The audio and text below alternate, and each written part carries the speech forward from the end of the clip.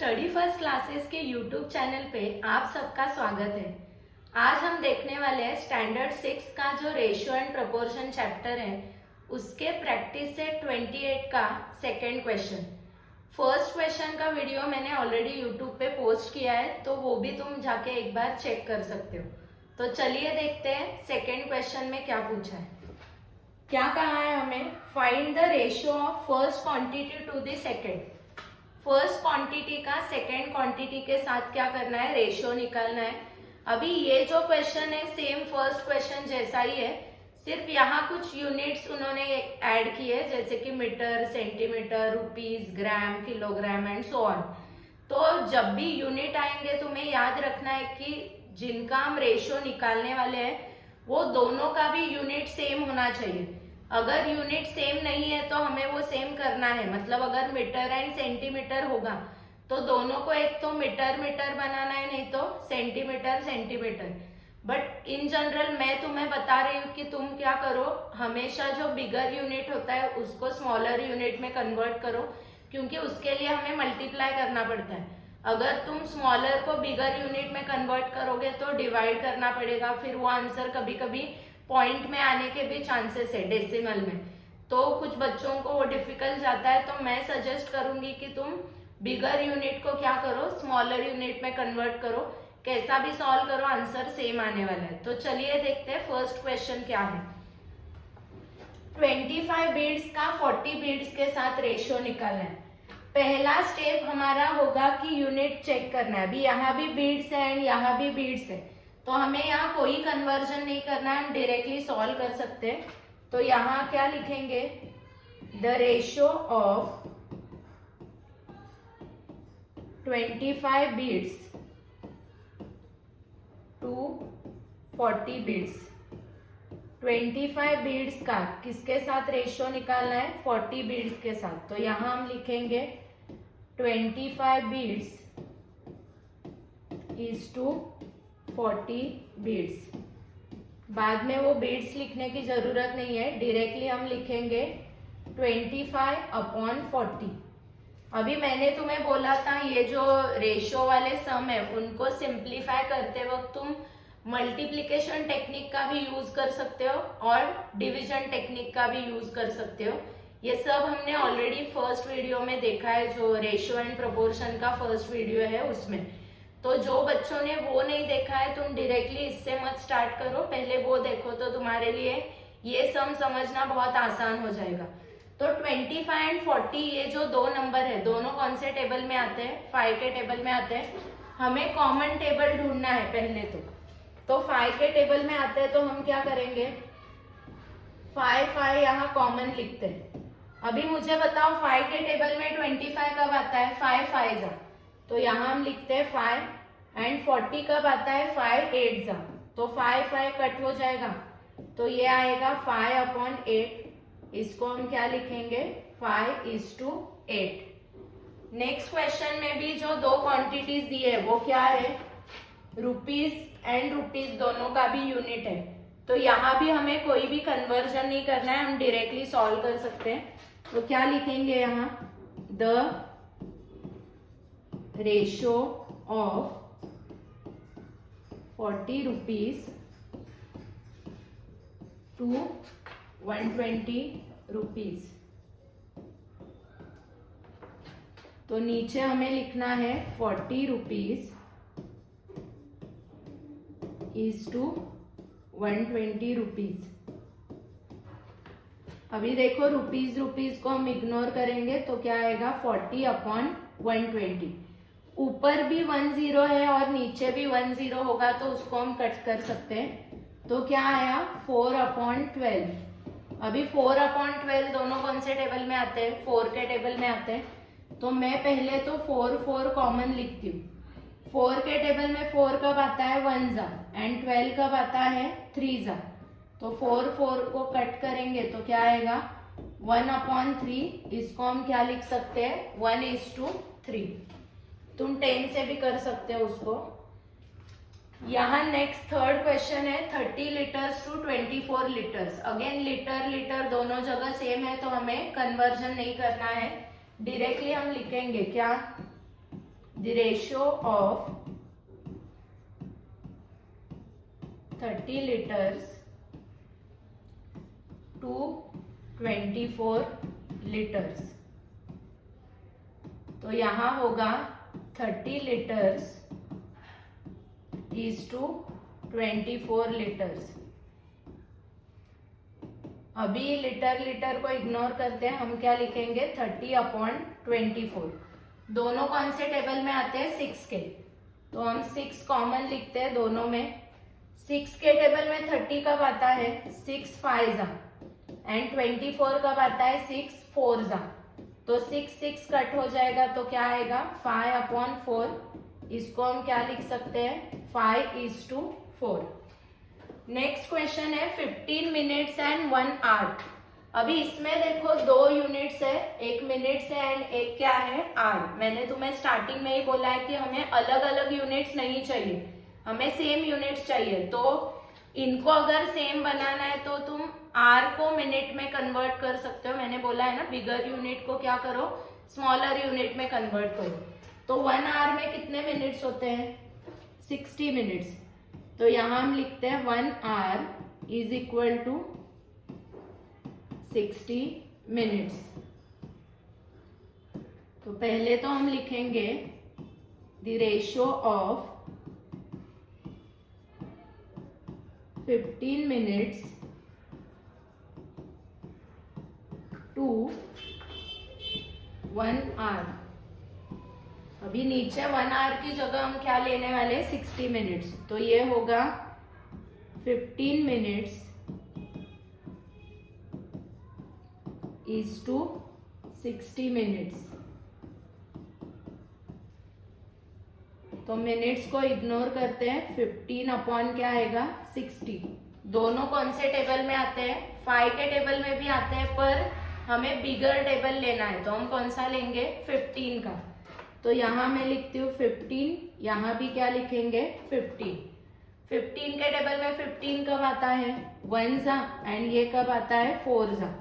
तो ये कट हो जाएगा तो क्या आएगा 1/4। इसको हम क्या लिखेंगे 1:4। तो बिल्कुल भी डिफिकल्ट नहीं है इसमें। नेक्स्ट हमें किलोग्राम एंड ग्राम दिया है। अगेन अलग अलग यूनिट्स है तो हमें उनको सेम करना पड़ेगा। बिगर यूनिट कौन सा है किलोग्राम, तो किलोग्राम को हम किस में कन्वर्ट करेंगे ग्राम में कन्वर्ट करेंगे। अभी तुम्हें तो पता होगा 1 kilogram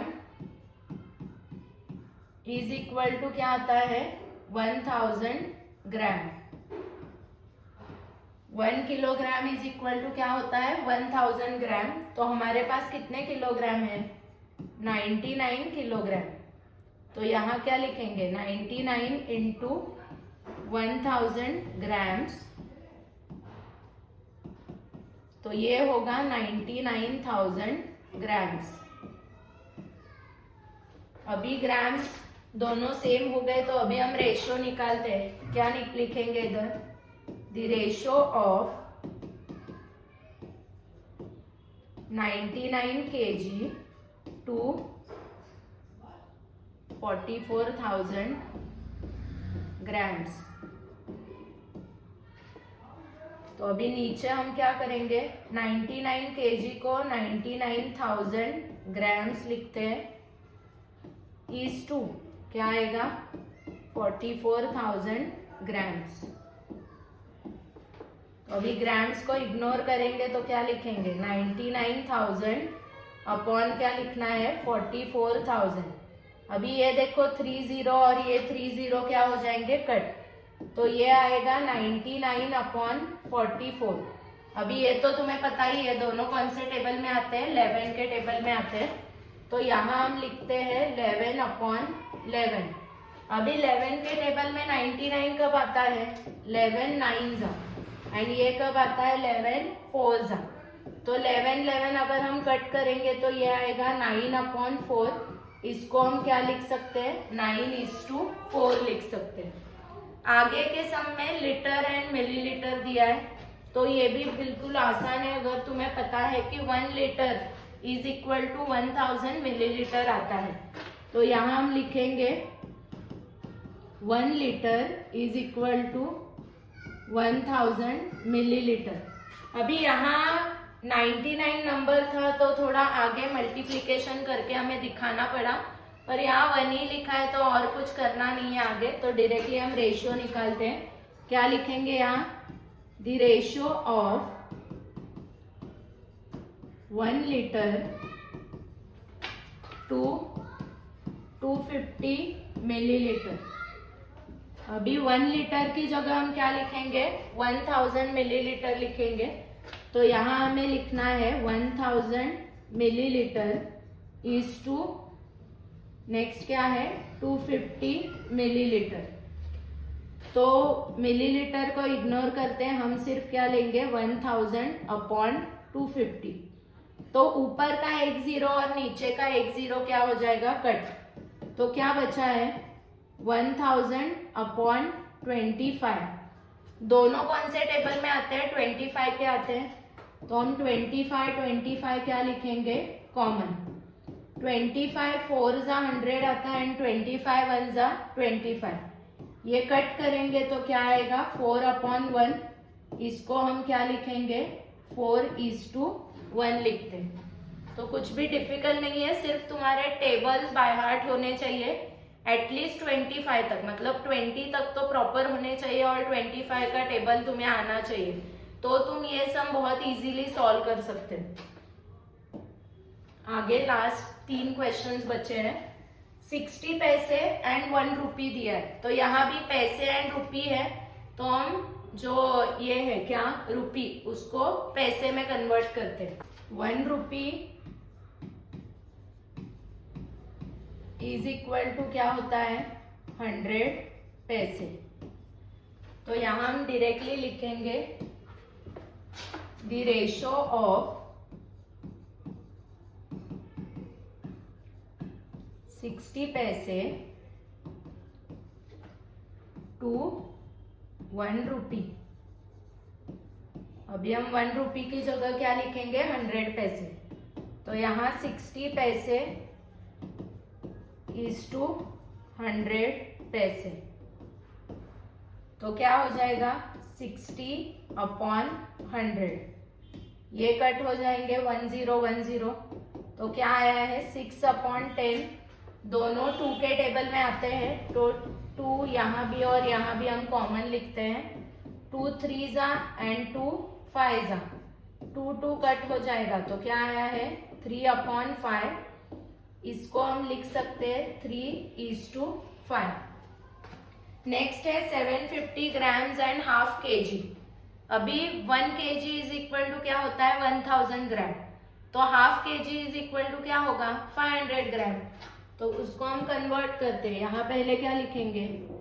1 kg is equal to 1000 grams. तो यहाँ क्या लिखना है? Half KG is equal to 1000 का आधा कितना होता है? 500 ग्राम्स। तो क्या लिखेंगे यहाँ? The ratio of 750 grams to half KG. अब ये हाफ केजी की जगह हम क्या लिखेंगे? 500 ग्राम्स। तो 750 ग्राम्स इज टू क्या लिखना है? 500 ग्राम्स। तो ग्राम्स को इग्नोर करते हैं, हम लिखेंगे 750 अपॉन 500। इनको कट करेंगे तो क्या आएगा? 75 अपॉन 50। दोनों कौन से टेबल में आते हैं? 25 के। तो 25 कॉमन लिखते हैं यहाँ। 25 3 जा एंड 25 2 जा, 25 कट करेंगे तो क्या आएगा? 3 अपॉन 2, मतलब क्या होता है? 3:2। एंड ये क्वेश्चन का लास्ट सम दिया है हमें 125 सेंटीमीटर एंड 1 मीटर। तो 1 मीटर इज इक्वल टू कितना सेंटीमीटर होता है? 100 सेंटीमीटर। तो यहाँ हम लिखते हैं 1 metre is equal to 100 centimetre. तो नेक्स्ट स्टेप क्या होगा? The ratio of 125 centimetre to 100 sorry to क्या लिखेंगे 1 मीटर, नीचे हम लिखेंगे 100 centimetre. 125 centimetre is to 100 centimetre. तो सेंटीमीटर को हटाते हैं, यहाँ क्या लिखेंगे 125 अपॉन 100।